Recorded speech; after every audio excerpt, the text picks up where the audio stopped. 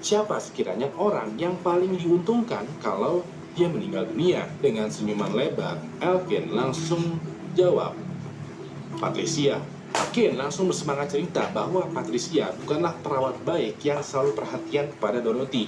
Enggak cuy, menurut Elkin ya, walaupun Patricia selalu nemenin dan merawat Dorothy, dia diam-diam juga menjilat Dorothy. Bahkan ya, ada rumor yang beredar kalau sekiranya Dorothy meninggal dunia, Patricia lah yang bakalan memutuskan rumah, harta benda, bisnis, lahan kuburannya, dan semua asetnya Dorothy. Elkin langsung ada kesel dan PT gitu ya. Dia mulai ngebacot betapa beruntungnya Patricia, karena kalau dia dapat warisan, dia bisa mencari itu dengan bebas harta karun yang ada di tanah kuburannya Dorothy. Di sisi lain, mendengar rumor ini, detektif Brian dan Terence menjadi tertegun karena cerita dari Elkin ada benarnya juga. Sejauh ini ya, Patricia lah yang ngebet banget mencari Dorothy.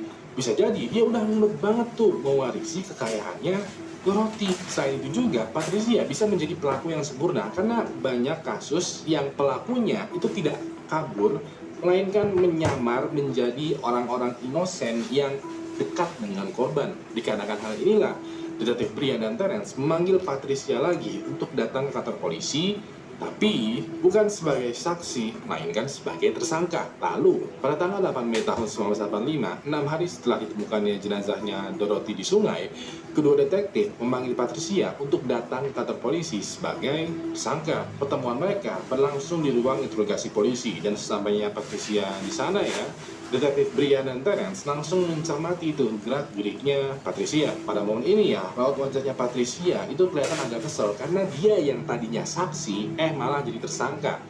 Tapi tersirat juga kepedulian bahwa dia tuh ingin membantu proses penyelidikan. Setelah basa-basi singkat, kedua detektif bertanya, bagaimana hubungan antara kamu dengan Ibu Dorothy? Patricia menjawab secara detail, hubungan saya dengan Ibu Dorothy sangat baik. Beliau selalu minta tolong kepada saya apa yang dibutuhkan, dan saya sudah menganggap Ibu Dorothy sebagai ibu saya sendiri. Patricia pun bercerita bahwa selama ini dia bekerja untuk Dorothy ya, entah itu sebagai perawatnya, ART-nya, supirnya, bantuin bisnisnya, pokoknya segala hal tentang Dorothy, semuanya dibantu urus sama Patricia. Dan saking dekatnya hubungan mereka, Dorothy pernah bilang kalau sekiranya dia meninggal nanti, Patricia lah yang mewarisi semua aset-asetnya. So far, sejauh ini ceritanya Patricia itu masih sesuai itu dengan informasi yang udah dipegang sama detektif Brian dan Terence. Lalu tanpa basa-basi lagi, detektif Brian bertanya, kalau soal harta dan asetnya Ibu Dorothy, apakah di matamu itu berharga atau tidak?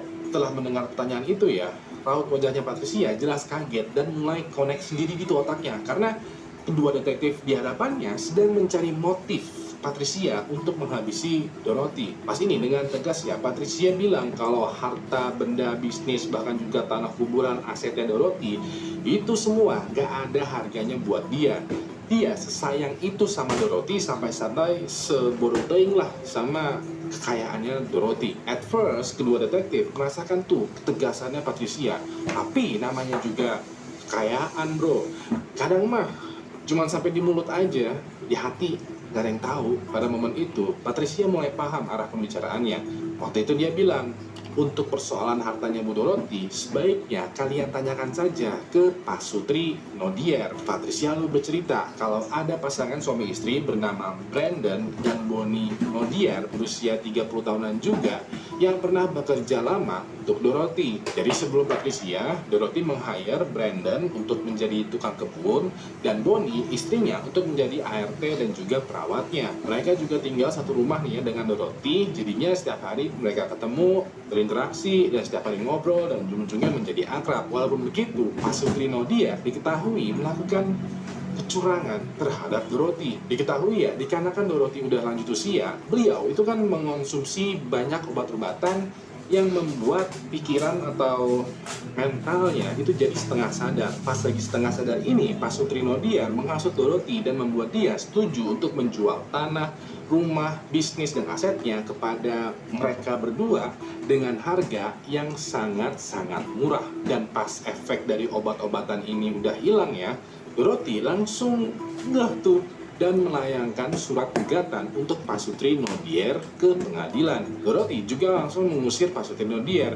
Dia nggak mau tinggal bareng sama orang yang sudah menipunya. Di sisi lain, Pasutri Nodier juga melayangkan surat gugatan untuk Dorothy karena dia merasa mendapatkan semua asetnya Dorothy secara sah. Alhasil, Dorothy dan keluarganya Nodier jadinya bertarung nih di pengadilan dan kasusnya masih ongoing. Setelah mendengar penjelasan ini ya, kedua detektif langsung memeriksa tuh berkas-berkas pengadilan. Dan bener banget, ternyata emang ada berkas gugatan Dorothy terhadap Pasutri Nodier dan juga sebaliknya. Yang lebih mengejutkan lagi adalah sidang itu bakal dilaksanakan 10 hari sebelum Dorothy pertama kali dilaporkan menghilang. Bisa jadi ya, gara-gara perkara ini Dorothy dihabisi sama Pasutri Nodier. Ya udah deh, detektif Brian dan Terence langsung memanggil Pasutri Nodier untuk dimintai keterangan. Lalu, pada tanggal 10 Mei tahun 1985 di sore hari, kedua detektif udah ada di ruangan interogasi berhadapan dengan Brandon Nodier. Pada masa ini ya, pada dasarnya kedua detektif memanggil Brandon dan Bonnie, pasangan suami istri, untuk hadir ke kantor polisi. Tapi entah kenapa ya,